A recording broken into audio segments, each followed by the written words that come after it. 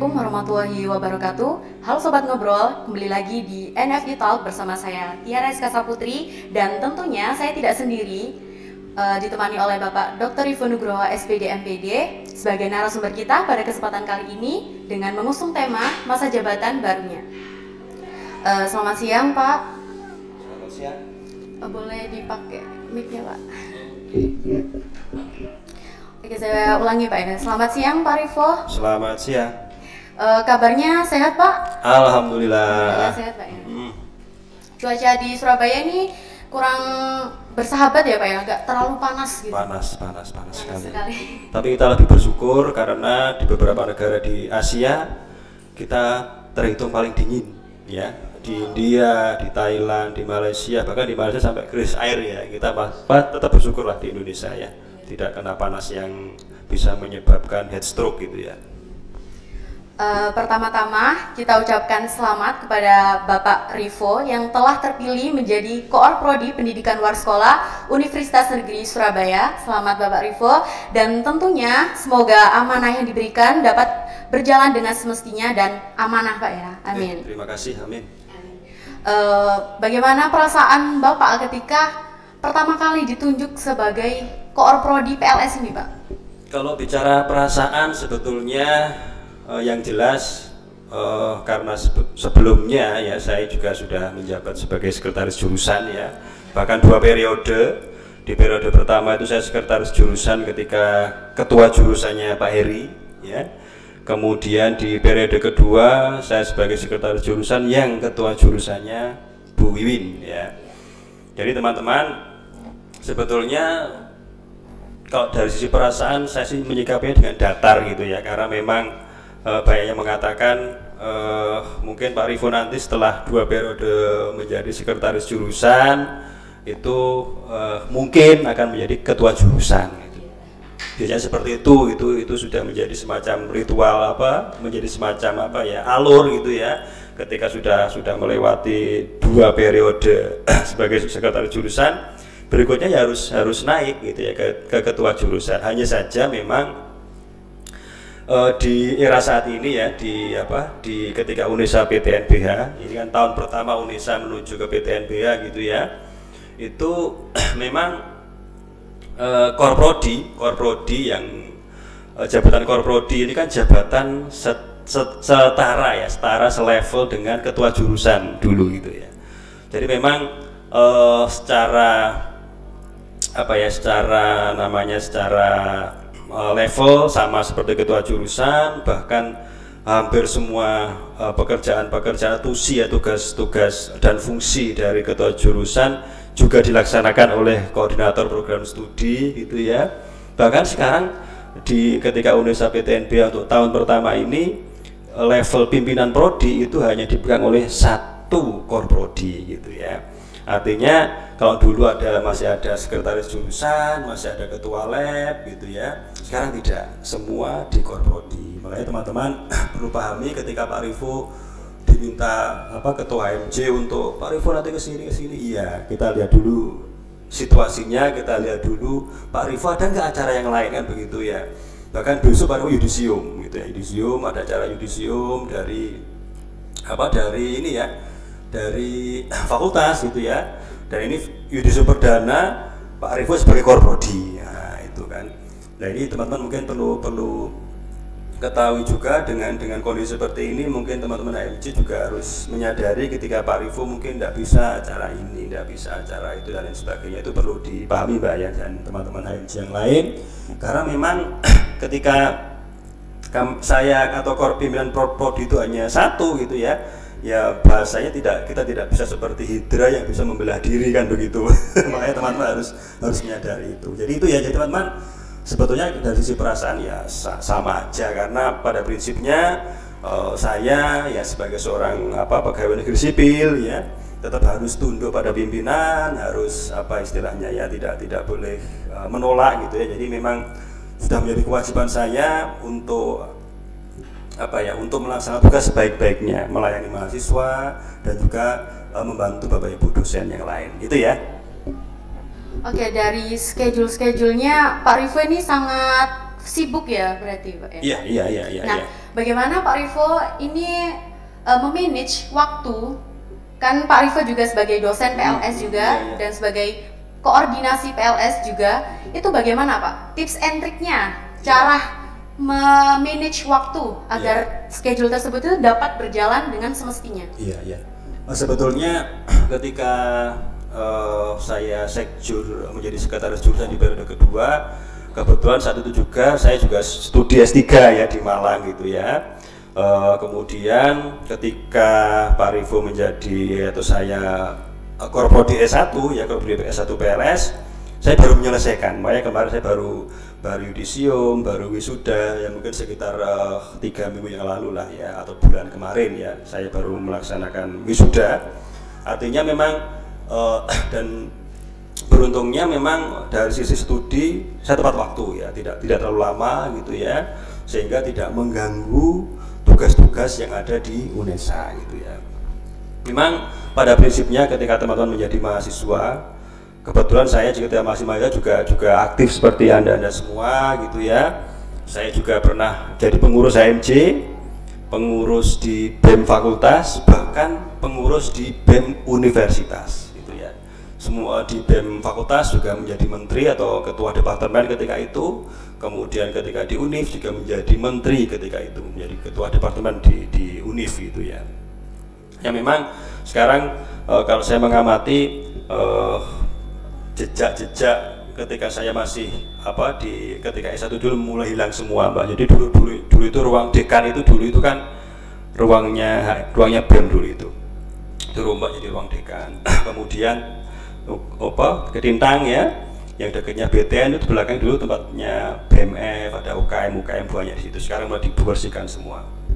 Yang jelas teman-teman, pada prinsipnya dari pengalaman itu ketika Pak Rivo kuliah gitu ya, di S1 utamanya itu adalah manajemen waktu ya, manajemen waktu. Makanya Pak Rivo punya ini kebanggaan mahasiswa yang oleh jaket toko BEM lah, di jaket BEM lah suwenang gitu, bangga. Apalagi pemain gak tuku mesti DKI mesti itu ya. Jadi jaket BEM VIP Pak Rivo punya, jaket BEM U Pak Rivo punya gitu ya. Bahkan Pak Rivo ini pernah sedikit ngomong ke kita sombong gitu ya. Dulu itu saya tuh di BEM F itu 3 periode atau 3 tahun. Mungkin teman-teman yang lain mungkin belum pernah mengalami itu. Jadi pernah menjadi pengurus BEM di tahun 2003, pengurus BEM di tahun 2004, dan pengurus BEM F di 2005-2006 sampai 3 tahun. Bahkan ketika saya di wisuda itu saya masih menjadi pengurus BEM ketika itu. Nah ini kan ketika seusia Anda ini kan penting gitu ya, artinya Anda harus memanage waktu. Inilah waktu-waktu di mana Anda bisa mulai mengatur waktu, mulai banyak belajar gitu ya. Karena ketika Anda sudah selesai di S1 itu akan Anda naik level, bahkan mungkin ketika Anda studi S2, S3 itu sudah berbeda keadaannya ya. Di S1 saya yakin hampir semua belum menikah. Artinya dari sisi kewajiban, dari sisi tugas-tugas kan tidak terpecah belah gitu ya. Beda kalau Anda sudah menikah, sudah berkeluarga, kuliah itu akan lebih kompleks lagi permasalahannya gitu ya. Jadi S1 itu tolak ukurnya teman-teman. S1-nya lambat, nggak selesai. Apalagi misalnya di S1 kuliah, skripsi ya, belum menikah, gak kerja, gak mari-marian, gak selesai kuliahnya, itu pasti ada tanda tanya, ada apa ini sebetulnya.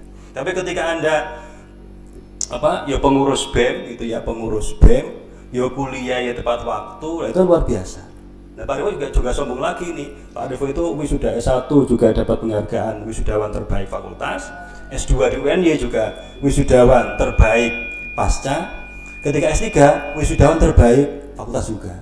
Nah ini kan berarti kan semuanya pasti bisa itu kan. Kuncinya apa? Manajemen waktu sudah ya. Makanya ketika S1 itu ukurnya. S1 Anda sibuk tapi selesai semuanya, nanti S2 S3 akan gampang itu nanti.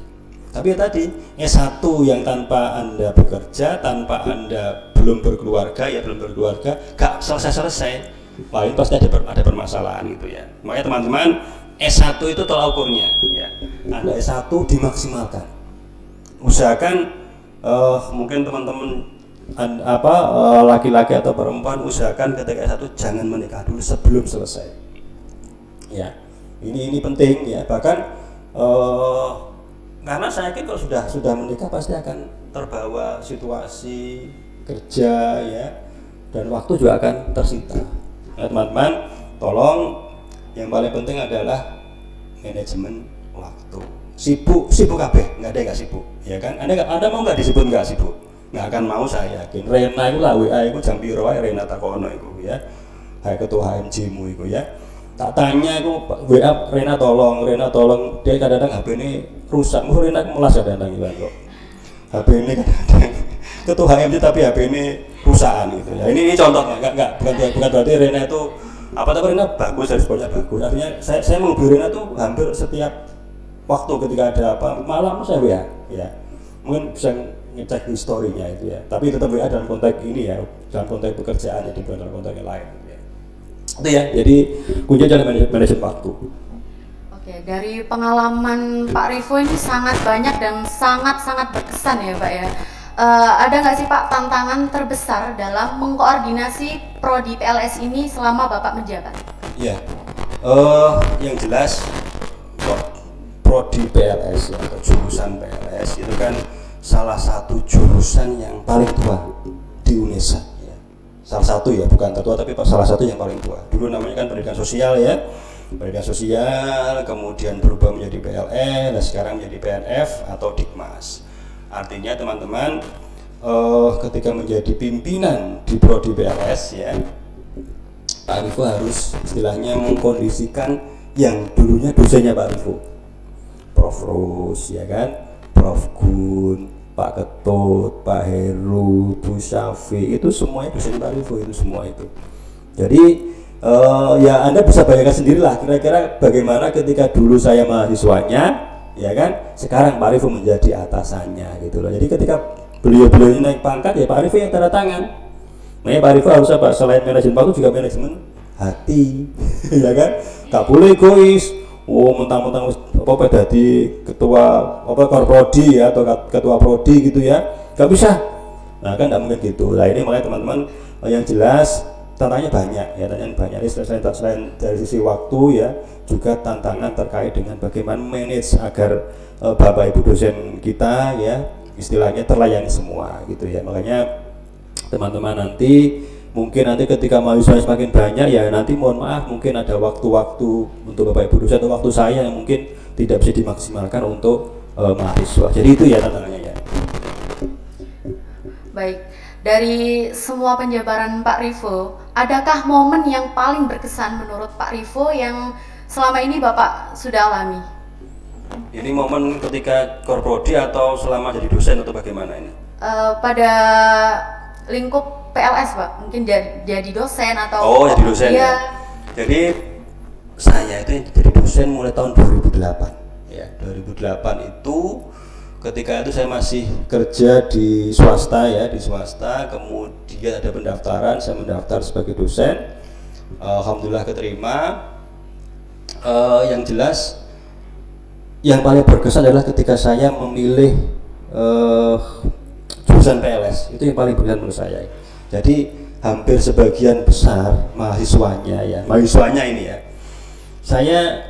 makanya ketika saya di apa istilahnya, dicurhati mahasiswa Pak PLS UPI dan sebagainya, saya itu gak heran gitu ya, karena ketika saya dulu masuk di PLS sama keadaannya gitu ya.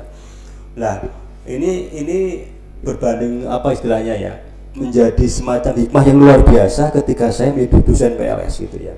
Mungkin kalau saya dulu itu tesnya keterima di ITS, mungkin nggak akan jadi dosen PLS kan begitu, atau bahkan mungkin nggak akan jadi dosen di UNESA ya, karena kecil kemungkinannya gitu. Jadi teman-teman, kalau kita bicara momen berkesan, saya pikir setiap mahasiswa, setiap angkatan itu pasti memiliki ciri khas masing-masing ya. Ono angkatan dengan protesan ya, dulu ono sing angkatan sebenarnya dulu ketika pertama kali PLS UNESA itu menerima 2 kelas. Jadi kalau tidak salah PLS kita menerima 2 kelas mulai tahun 2009. Itu paling banyak itu ya.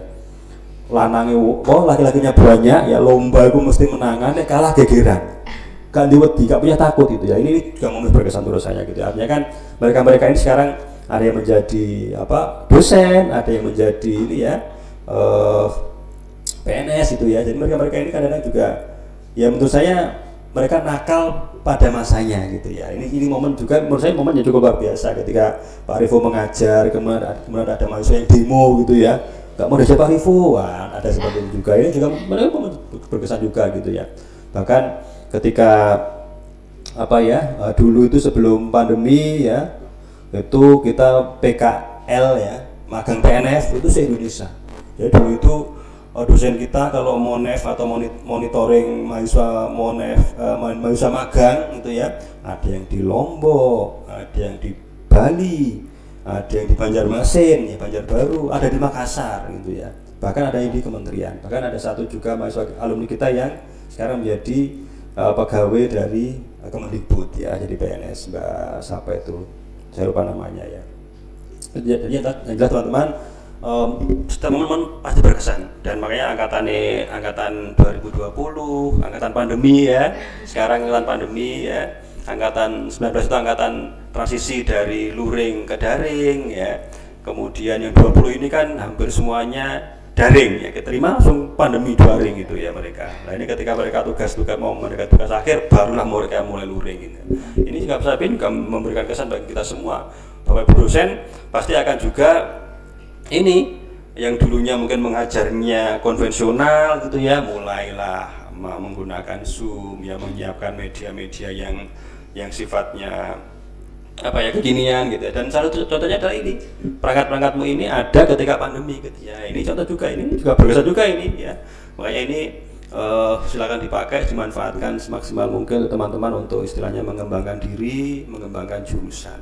Jadi itu ya Mbak ya. Jadi memang saya pikir setiap momen pasti berkesan lah. Dosen itu atau pengajar, saya mengatakan pengajar itu pasti punya punya kesan dalam setiap momen ya, setiap angkatan pasti punya kesan. Bahkan mungkin Pak Rifo nggak hafal wajah ya, tapi kadang namanya lengkap hafal kadang itu ya. Ya, itu Pak Rofik itu mahasiswa Pak Rifo itu, Pak Rofik itu. Ya jadi makanya kalau tadi saya katakan kalau saya jadi pimpinan di prodi ya, ada yang sekarang jadi mahasiswa saya jadi bawahan saya, ada yang dulunya dosen Pak Rifo menjadi bawahan Pak Rifo. Nah ini contohnya memang harus memanage diri, memanage waktu, bahkan mungkin memanage hati gitu atau tuh ya. Jadi itu ya. Lebih tepatnya menempatkan diri gitu ya, pada keadaan tertentu. Ya, tidak boleh tidak boleh egois lah bahasanya gitu ya. Oke, selanjutnya kan transisi 2019 ke 2020 itu ada pandemi ya Pak ya. Itu kan perubahan yang tidak kita siapkan begitu.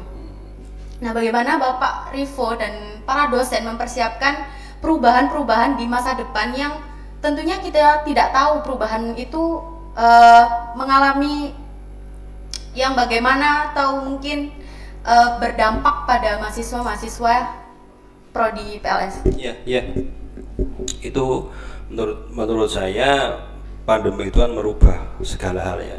Ya saya yakin ada positif ada negatifnya ya. Mungkin teman-teman juga pernah membaca, kalau teman-teman mungkin memiliki banyak referensi ya, banyak baca ya. Ketika pandemi ini saya mengambil contoh, ada salah satu daerah di Jawa Timur, saya nggak nyebut daerahnya gitu ya karena kan sensitif. Ketika pandemi itu malah banyak angka pernikahan dini. Nah ini contoh ya, dan rata-rata yang menikah dini itu di usia-usia sekolah. Itu ketika pandemi ya, Artinya kan bisa jadi ketika pandemi kemudian diminta daring gitu ya. Ini kan akan malah ketika daring kan di rumah. Kita nggak tahu ketika di rumah kan semua nggak bisa memantau siswa mau seperti apa kan begitu. Ya artinya kan ini mungkin menjadi side effect yang negatif ketika kita bicara daring gitu ya, daring. Tapi yang jelas teman-teman, ketika pandemi itu akan merevolusi semua aspek gitu ya, semua aspek. Mungkin ketika dulu sebelum pandemi saya aja nggak tahu apa itu Zoom ya, Zoom meeting itu apa saya nggak tahu ya. Yang Pak Rifo tahu hanya video call gitu ya, 3G gitu ya, lewat WA gitu ya, atau mungkin lewat Skype gitu ya kalau punyanya Microsoft gitu ya. Ketika pandemi baru tahu, oh itu namanya Zoom meeting gitu ya. Bahkan sampai sekarang pun ketika ada rapat mendadak nggak ribet itu ya, wes pokoknya ya rapat sekarang ini link Zoom-nya, tinggal kita meng-create link, tinggal join, selesai urusannya. Artinya memang dari sisi dari sisi revolusi perilaku manusia, perilaku masyarakat memang akan merubah sekali ini kehidupan gitu ya. Tapi yang jelas apapun itu saya yakin pasti ada dampak positif maupun negatifnya gitu ya.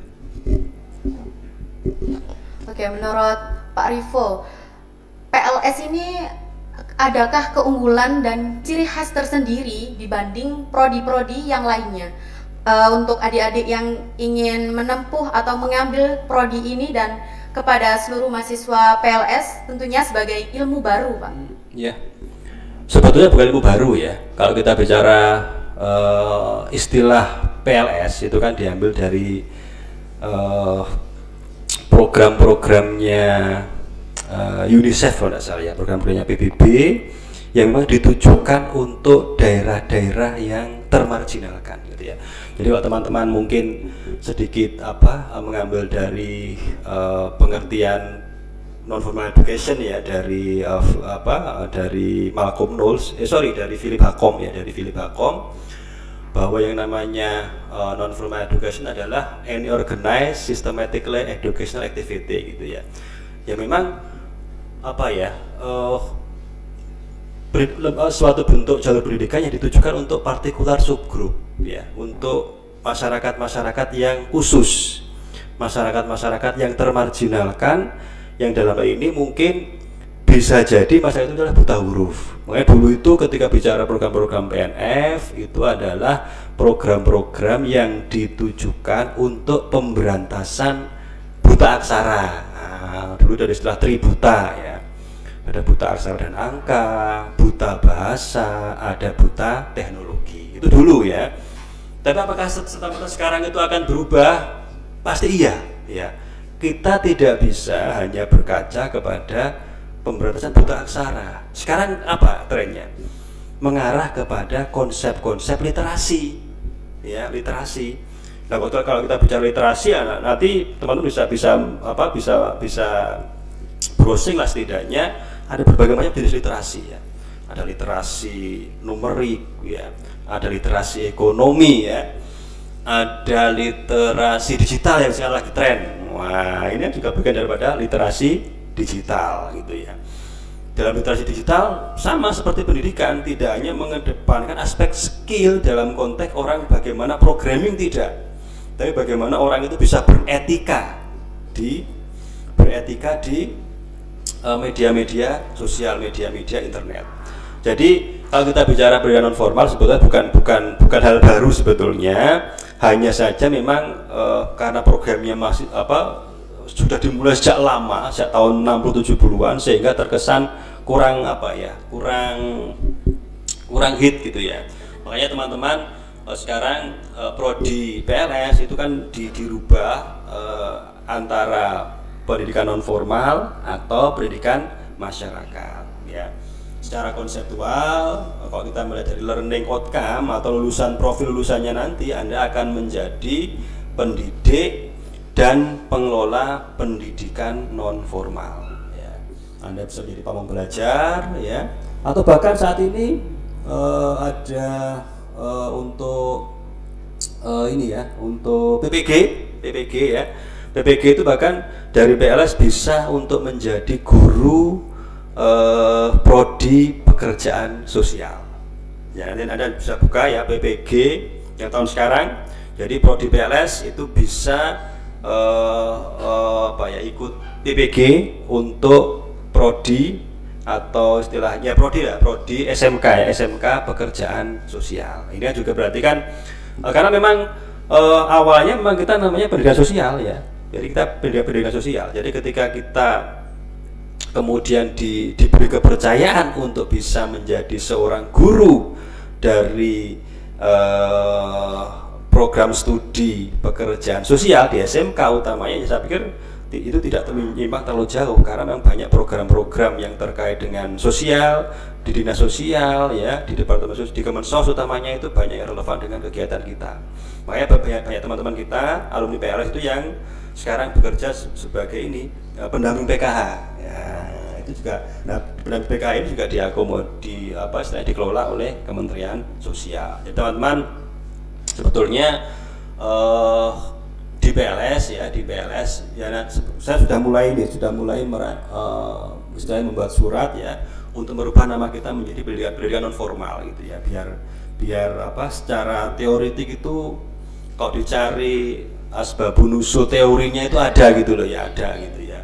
Jadi teman-teman nanti, makanya teman-teman sekarang di era medsos, di era ChatGPT ya, artificial intelligence gitu ya, teman-teman silahkan dicari apa itu teori-teorinya PNF, teori-teori dari andragogi ya, teori-teori yudagogi, teori-teori mengenai gerontologi gitu ya. Itu saya pikir dengan mudah bisa Anda cari di internet gitu ya, dan silakan nanti dikembangkan ya, dikaji.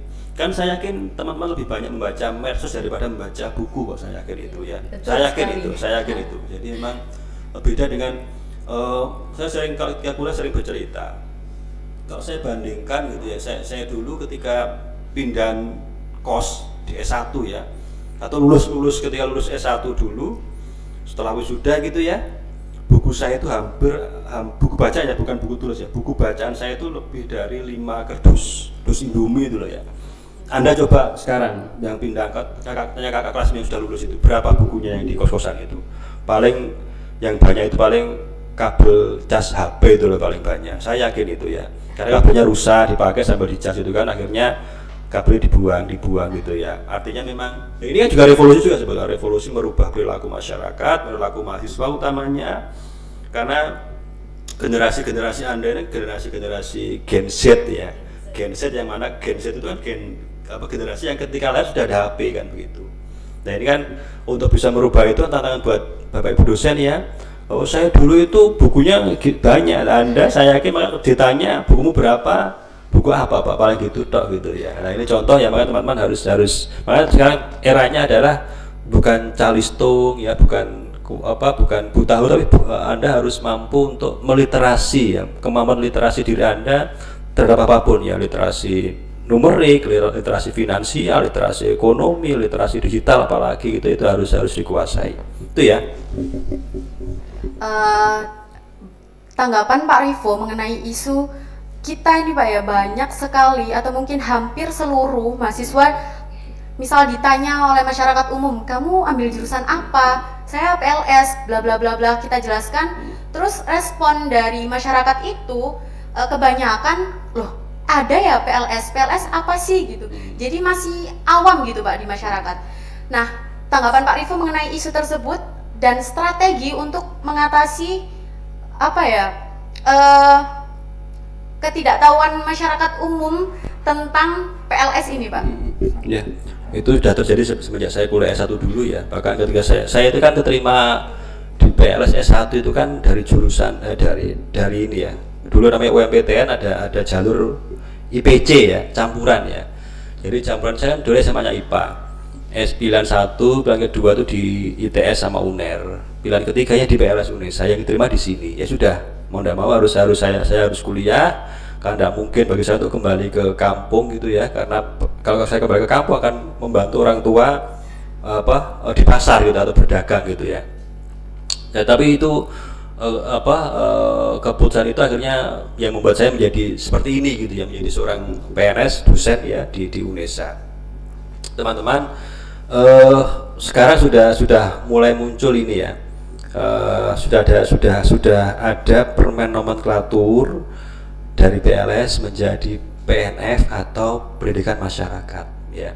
Teman-teman kalau mau simple ya, apa itu PLS? Pendidikan masyarakat. Simple sudah. Saya kira orang akan tahu banyak kan mengenai dengan nama itu, atau mungkin PNF ya, PNF mungkin ya. Kalau PNF mungkin hanya beberapa orang yang apa istilahnya ya. Itu masih butuh penjelasan. Tapi kalau sudah bicara pendidikan masyarakat, orang kan lebih oh iya gitu, biasanya kan seperti itu ya. Atau mungkin bisa dikaitkan dengan pemberdayaan masyarakat misalkan, itu juga akan lebih kental dengan kita, karena mata kuliah ya nggak akan jauh dari itu ya, dari pendidikan masyarakat ya, kemudian pemberdayaan masyarakat nggak akan jauh dari itu simpelnya gitu ya. Tapi kalau mau lebih detail ya kuliah audisi kan begitu ya. PNF itu apa ya? Tadi any organized, systematically educational activity carried out outside of the framework of formal system to provide, nah, dan seterusnya itu kok teori ini gitu. Tapi kan nggak sampai ke sana kalau ngomong amaman begitu. Kita cukup bicara apa itu pendidikan masyarakat dan pemberdayaan masyarakat, cukup ya. Oke, bagi kalian mahasiswa PLS yang ditanya apa sih PLS, jawab aja pemberdayaan masyarakat, gitu ya Pak, simpelnya Pak. Ya, atau pendidikan masyarakat. Terakhir nih Pak, untuk menutup perbincangan kali ini, harapan Pak Rivo ke depan untuk PLS dan pesan bagi mahasiswa PLS atau mahasiswa yang menempuh prodi ini sebagai Bapak, sebagai koor prodi PLS, silakan Pak. Ya, teman-teman, saya yakin di PLS ya, di skala nasional ada wadah, ada himpunan yang mewadahi, atau Imadiklus ya namanya ya kalau salah ya. Itu saya pikir salah satu wadah. Tolong mungkin teman-teman yang di Imadiklus ya jangan, saya yakin di Imadiklus dari berbagai macam prodi, berbagai macam daerah, berbagai macam perguruan tinggi, saya yakin punya banyak kepentingan ya. Tapi yang jelas tolong itu menjadi wadah teman-teman PLS ya untuk bisa menyatukan visi. Maka teman-teman ketika ada perubahan nomenklatur ya, kemudian ini ditangkap juga ya. Teman-teman yang Imadiklus tolong tetap kompak dengan teman-teman yang di UPI, kemudian dimanapun ya yang masih memiliki garis dengan PLS gitu ya. Ini kalau kita kompak, saya yakin ke depan kita tidak akan susah untuk mencari jaringan ya, tidak akan susah untuk mencari pekerjaan ya, dari sisi networking gitu ya. Kemudian teman-teman ketika kuliah ya, dari dimaksimalkan potensinya sehingga nanti ketika lulus ya tidak terlalu ngoyo lah bahasanya, tidak terlalu berat lah. Karena Anda sudah ketika kuliah Anda betul-betul memanfaatkan waktu yang ada, memaksimalkan potensi yang ada. Makanya teman-teman kalau kuliah jangan kuliah ya cari yang lain, ya entah di AMJ, entah di UKM atau yang lain, harus ada ada pengetahuan tambahan, ada skill tambahan yang Anda peroleh gitu ya.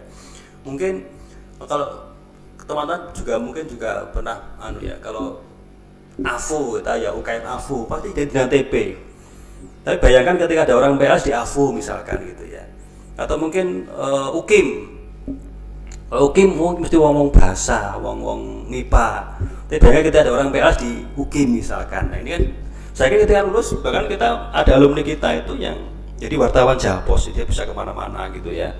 Itu kalau kita tarik garisnya, ini kan dia kan dari pendidikan, apalagi pendidikan luar sekolah ya, pendidikan non formal atau pendidikan masyarakat misalkan, tapi dia bisa menjadi seorang wartawan ya, dan dipercaya gitu ya, dan dipercaya.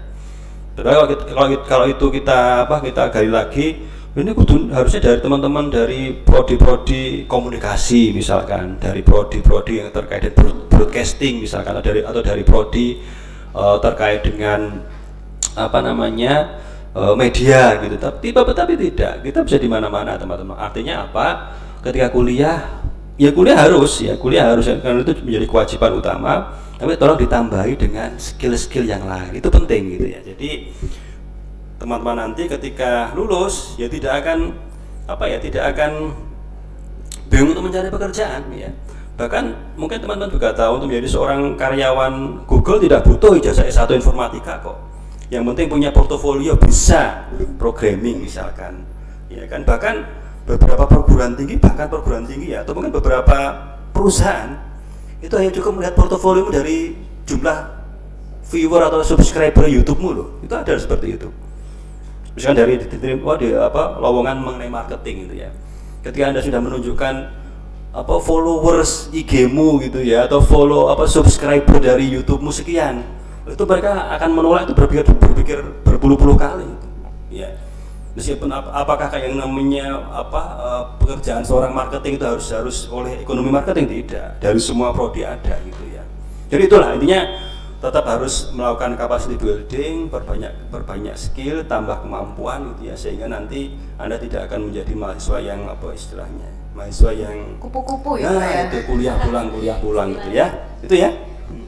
Baik, tidak terasa perbincangan kali ini cukup sampai di sini, dan sudah 30 menit Pak ya kita berbincang-bincang. Dan terima kasih kepada Bapak Rivo yang telah meluangkan waktunya, dan tentunya selamat sekali lagi kepada Bapak Rivo yang telah terpilih menjadi Koor Prodi Pendidikan Luar Sekolah Universitas Negeri Surabaya. Dan semoga apa yang kita obrolkan kali ini dapat bermanfaat bagi kita semuanya. Dan terima kasih telah menonton dan juga setia kepada NFI Talk. Dan jangan lupa like, komen, dan subscribe YouTube HMPPLS UNESA. Dan bye-bye.